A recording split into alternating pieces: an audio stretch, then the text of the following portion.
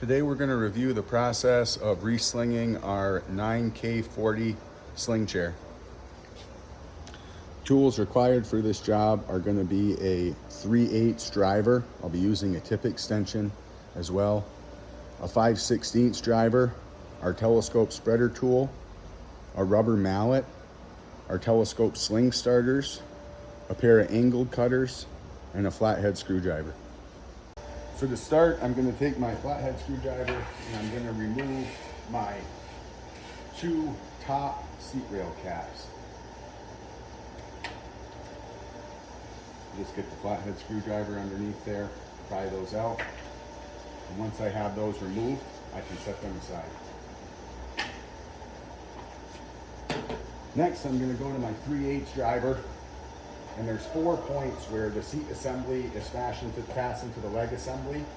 In each one of those locations, I'm going to back that fastener out about 1/2 inch.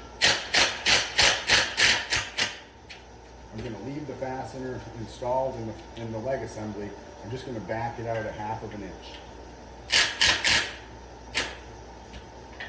Now I'm going to flip the chair up. I'm going to access the other two 3/8 fasteners down here. I'm going to do the same thing. I'm just backing those out 1/2 inch. Now once I have those all backed out, I'm going to go to my 5/16 driver, and I'm going to work up one side here, and I'm going to completely remove this 5/16 fastener. I'm going to set it aside.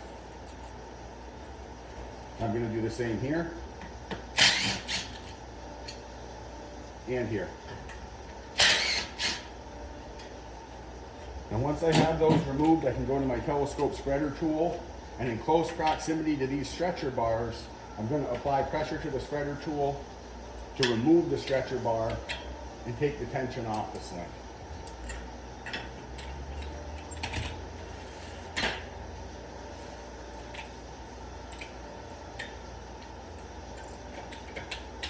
Now once I've done this, I've removed the tension from the sling, and now I'm ready to move the chair down to the floor to do my next step. It's going to give me a little more leverage. So now, using my foot on the back of the chair frame to hold it in position, I'm just going to lift straight up on the sling. I'm going to remove the existing sling from the seat rails. It's easy to slide now because, again, we've removed all the tension from both seat rails.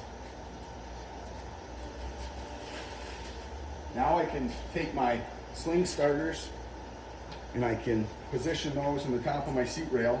This is going to help guide the replacement sling into the seat rails without it catching on the edges. Now I can take my replacement sling. I can orient the tag properly, and I can slide the sling right into the seat rails. Applying equal pressure on both sides and just pushing it down evenly. I'm going to slide it all the way down until it comes into contact with my seat rail caps here at the bottom. Once it does, I'm going to remove my sling starter. I'm going to grab my rubber mallet and my two seat rail caps, and I'm going to replace those now to hold my sling in position.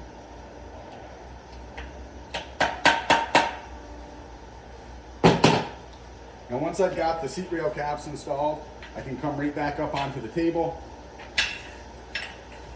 to put the sling back under tension. And what I'm going to do here is just work those same steps backwards. So I'm going to take my spreader tool, making sure that my sling is pulled up tight to my seat rail caps here. I'm going to place it in close proximity to the stretcher bar. I'm going to spread.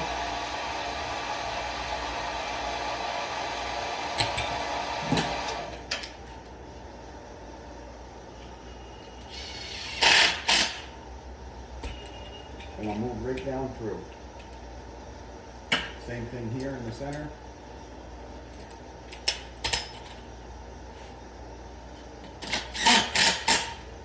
And we've got one more underneath.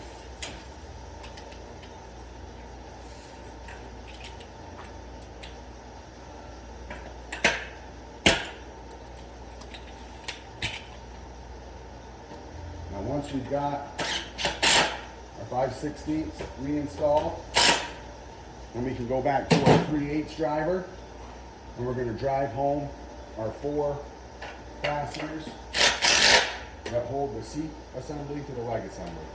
2 in the front, and 2 in the back.